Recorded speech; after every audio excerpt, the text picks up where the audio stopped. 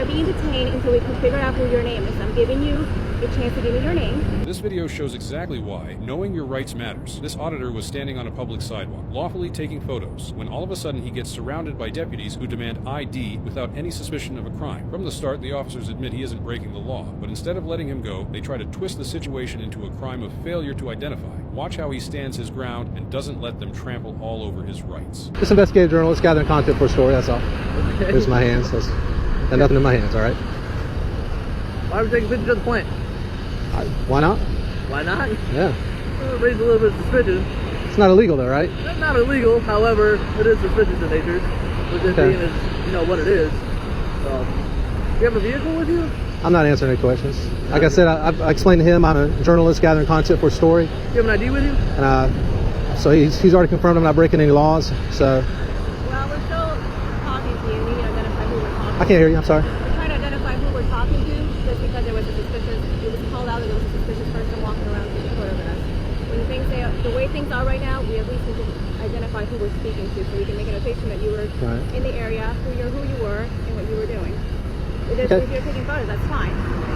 But we still need to find out who we're talking to. Who I am is investigative journalist gathering content for a story. Okay, I need your name though. I'm taking photographs. So that's perfect. Unless I'm being detained. Am I being detained? It's an investigation, so you are being detained. Right? I am being detained? You are being detained until we can figure out who your name is. I'm giving you a chance to give me your name. We're conducting an investigation as to what you're doing. Therefore, I'm asking you for your name. What reasonable articulable suspicion do you have that a crime is afoot? You're in an area taking photographs of a power plant. Is taking photographs of a power plant a misdemeanor or a felony? What is that? Sorry? Is it a misdemeanor or a felony to take pictures? Right now you're failing to identify who you are while being investigated by a law enforcement officer. That's the crime you're committing at this point. What would that be? Failing to provide identification to a law enforcement officer when you have been asked to do so. Is that a crime? It is a crime.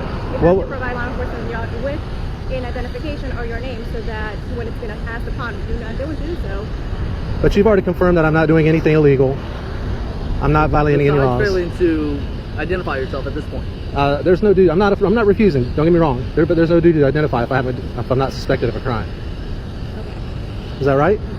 We're telling you right now, you're completing an investigation as to what you're doing and what you're photographing. I've already told you that I'm an investigative journalist gathering content for story. Along with that, we need to identify. We're asking you that we need to identify who you are, so we can make a notation that you were in the area and you're going to be in the area taking photographs. Okay, failing to provide law enforcement officer with a form of identification after you have been asked to do so is a crime.